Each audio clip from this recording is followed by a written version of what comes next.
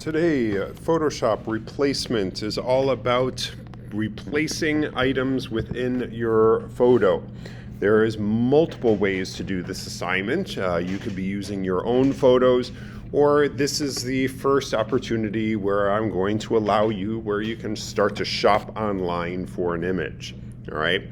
So a couple things when you are shopping online for an image. Right here, I'm going to be putting my dog's head onto a portrait of a king. So what I did is I did a Google image search for king portraits. Now what I want you to take note of though is where the tools is. So right here where I'm clicking tools, and you have your option with your images to pick a large image type. All right, it's going to default to any size, but I want you to change, not where it says all. I want you to change where it says tools, go to size, and then pick large images. The reason for this is that now you're only going to be dealing with images that are a large size. When you do go to take them from the internet, we want to make sure that we're taking images that are a high resolution. When you click on the image that you like, you'll see that the size of the image is going to be a good size, but we do need to go to the website. Okay, so right here is the size. It's 1310 pixels by 2000 pixels. Anything over 1000 is going to be a good size to play around with in Photoshop. So don't take the image from here. These are all thumbnails, all right? I'm going to go to the actual website. I'm going to click on the picture because sometimes, they don't allow you to actually grab the picture, but here's a little download.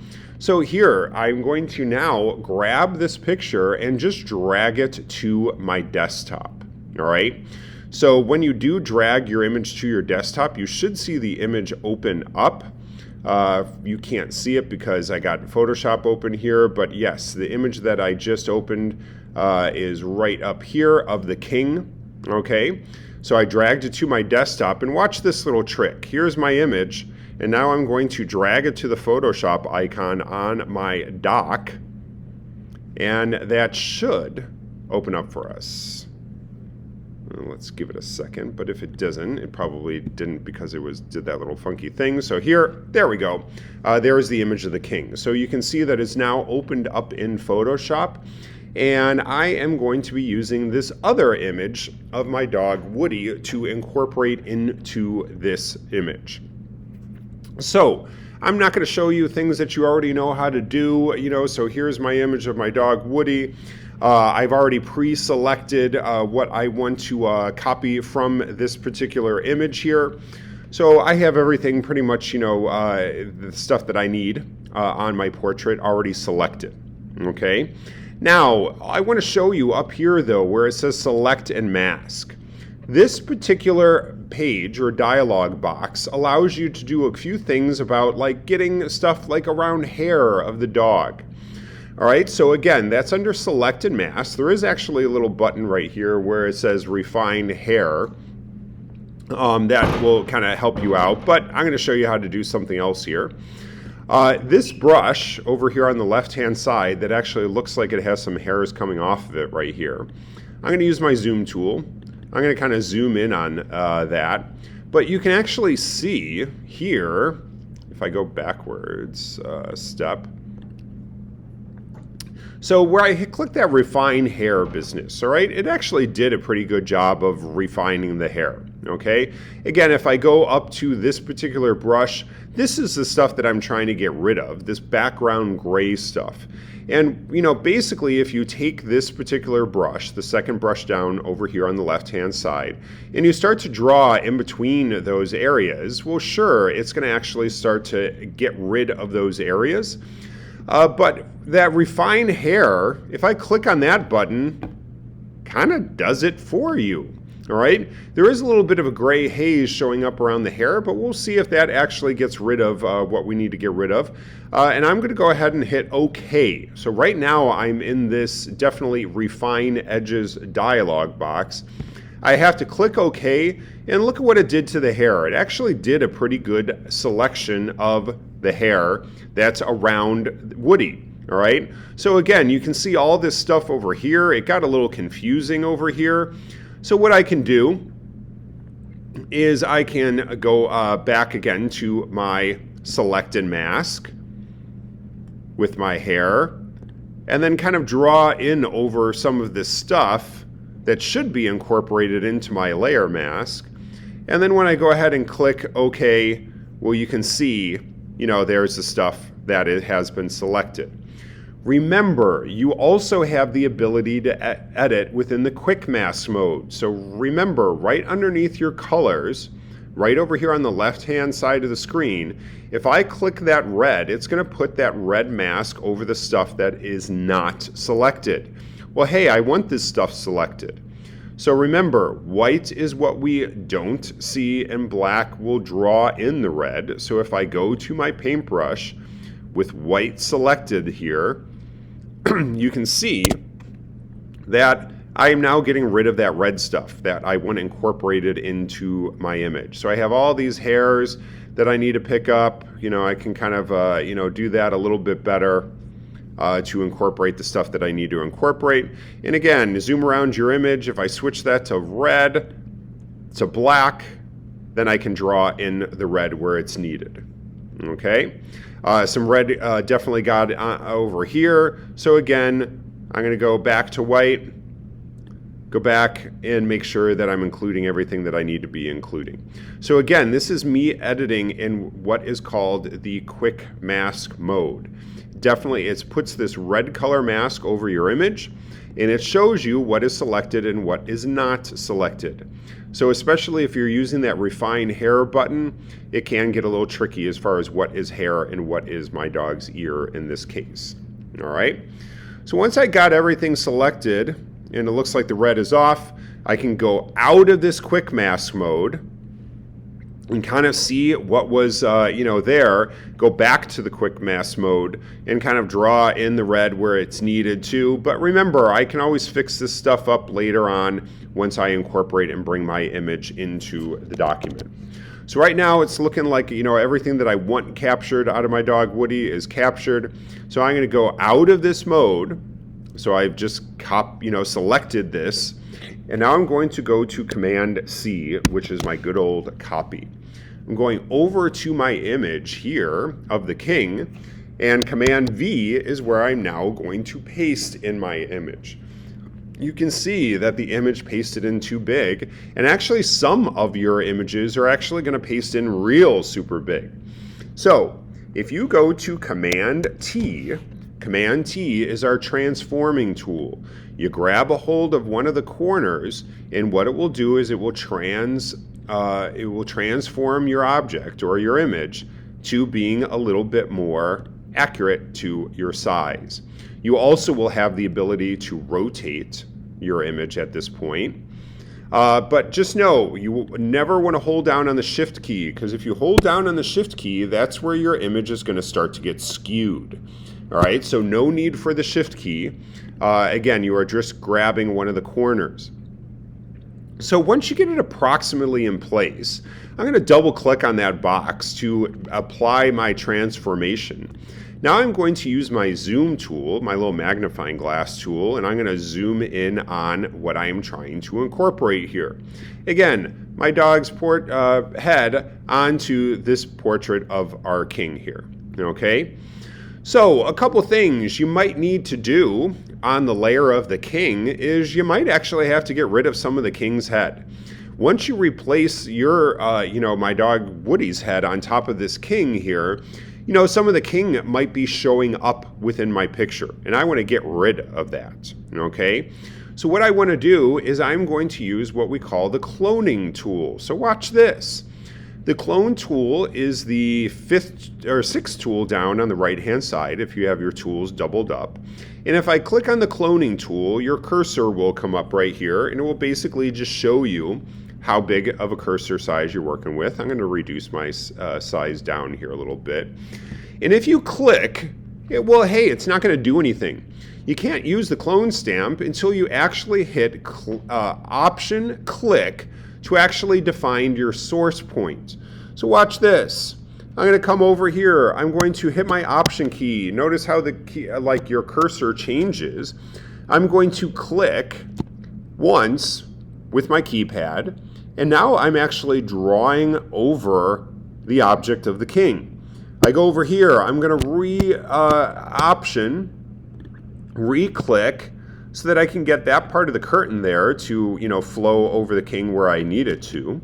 Now I can even take some of this dark background here, Option, click, and now start to go over the king because I know I'm going to need to get rid of some of his head.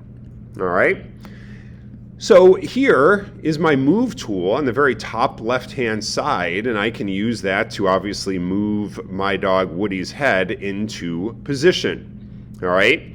Now, Woody, how do I know if Woody's head is proportionate to the king? Well, you're going to have to do some playing around. What's going to look normal here, but also here's another cool feature with Photoshop. So over here on my layer panel, all right, and I can also kind of move this off to the side here so I can see what I'm working with. I can actually bring the opacity down of this Woody layer. All right, so back to my move tool. Now I can kind of position maybe Woody's eyes so it will be close to where the eyes are. Yeah, it actually looks like Command T. I should probably shrink Woody's head down a little bit so that, again, his eye is kind of showing up where the king's eye is. Maybe his collar, Woody's collar is kind of showing up where it needs to be. I can go ahead and double click, bring back my opacity, of course, so I can bring that back to 100%. And now I need to start getting rid of some things off of the Woody picture, all right, in order to make him look a little bit more cohesive, all right? So again, I can actually bring down my opacity so I can see through the Woody picture to kind of figure out what I need to do. And you guessed it, I'm going to create a blank layer mask right here. So I had nothing selected. All right, I created a blank layer mask. It's completely blank. White is what we see, black is what we don't see. So if I were to go ahead and maybe bring Woody up a little bit more so I can see what I'm working with here, so I can see his collar a little bit better. All right, so now what I'm going to do is I'm going to, with my brush, and again, I'm going to make my brush nice and defined. All right, so I'm going to bring the hardness level up to 100, bring my brush down a little bit. And now I can actually start to, get rid of his collar here. So I'm actually just drawing over parts of the image of Woody. Again, I might incorporate that collar, might not.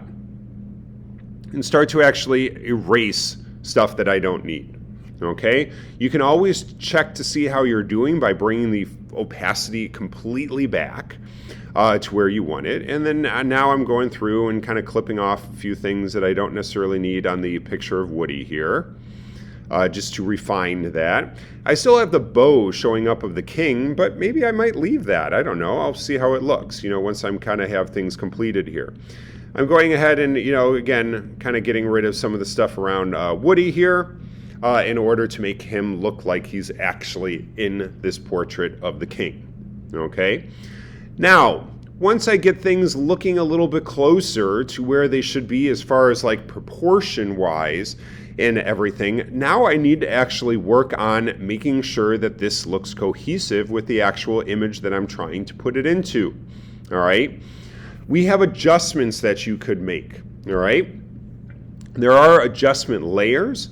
So over here, we have all of our different adjustments. We have brightness and contrast. We have our levels, curves. But also we can highlight our layer. We can go straight up to image, adjustments of our image. And then I can come over here. Now, again, we don't have all of our options because mistakenly I'm still clicked on my layer mask. So let me click over here on the actual image of Woody.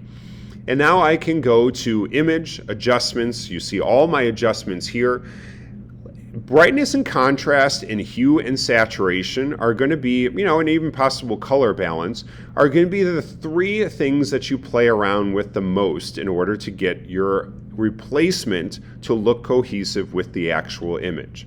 I'm going to go to brightness and contrast. You can see that I can make this darker, I can make this brighter, so it definitely needs to be a little bit darker. All right, and then also I need to go with some contrast. maybe boosting up the contrast a little bit to make sure that my image is looking nice and cohesive. I just hit Command 0 to kind of bring us back to the full page right here. And, it's looking pretty good. I can always go back to that. I just hit OK. I actually think Woody's head is kind of looking kind of small on this. So I'm going to actually increase his head size a little bit. Maybe move his collar down so it looks like it's, where it's supposed to be. And now that's looking pretty good. My light source, I could definitely tell that it's darker on this side than it is on this side. So my light source is actually a little bit backwards for this particular image.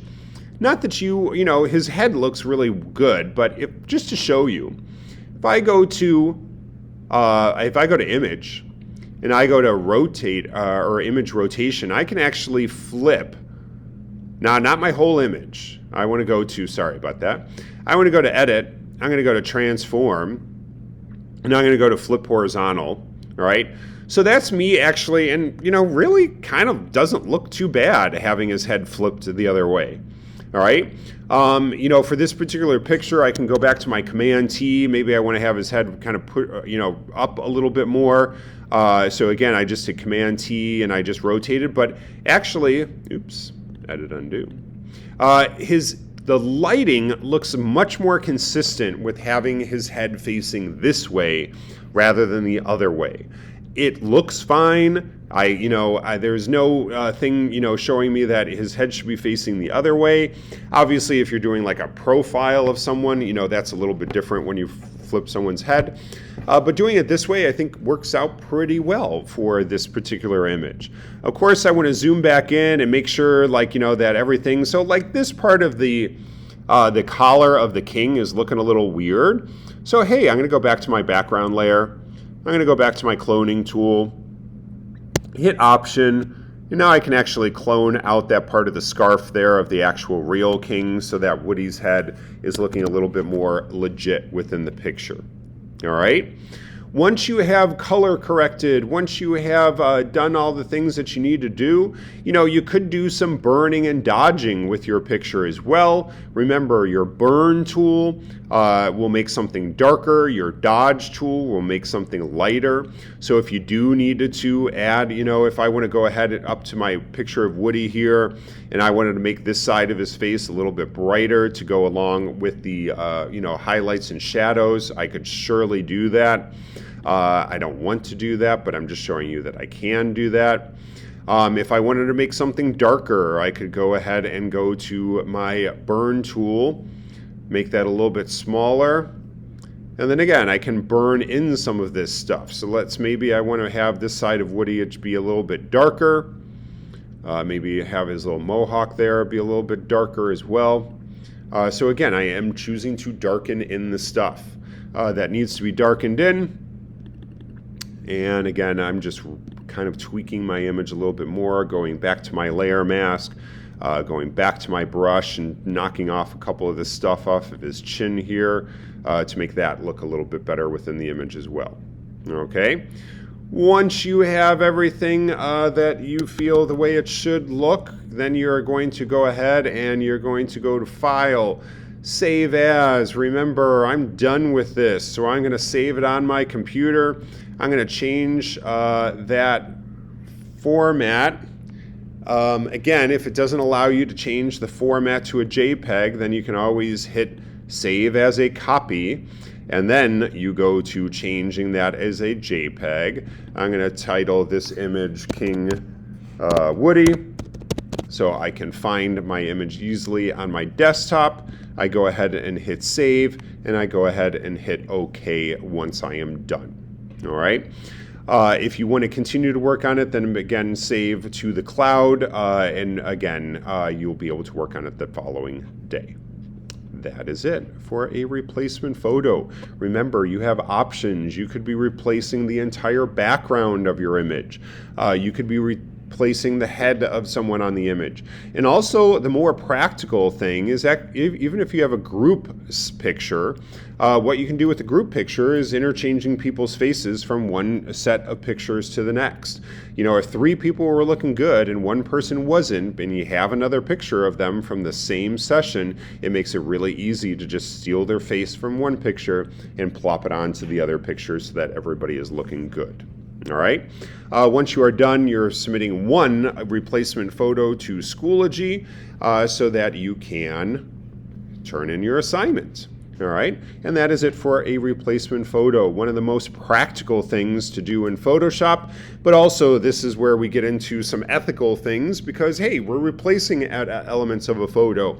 So this is no longer a real image. You know, this wasn't a real image anyway. It was a painting. But with this particular picture, again, we would title this a photo illustration anytime you are doing something where you are replacing parts of an image. Hope you enjoyed it. Get your assignments done.